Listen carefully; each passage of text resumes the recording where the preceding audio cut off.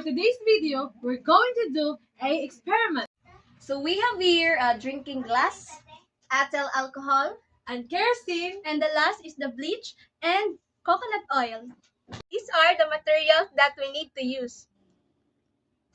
So we have here for a glass, a drinking glass, and a water, and we need to pour it slowly in the glass up to 50 ml.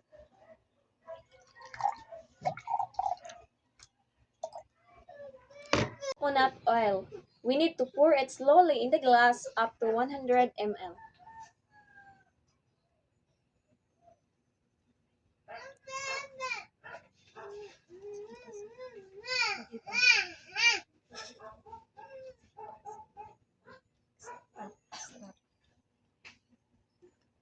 the next is liquid bleach. We need to pour it slowly in the glass up to 150 ml.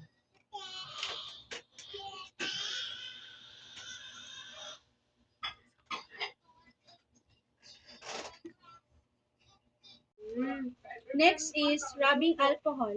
We need to put it slowly in the glass up to 200 ml.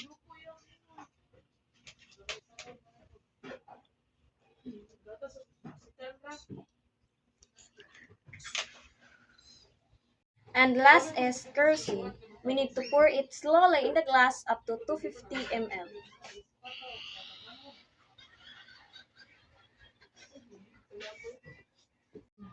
So this is a volt object, so we need to put it in the glass if this object will be float or sink. So it sink. Object. So we need to put it in the glass if this object will be float or sink. It float in the middle of the oil and the kerosene.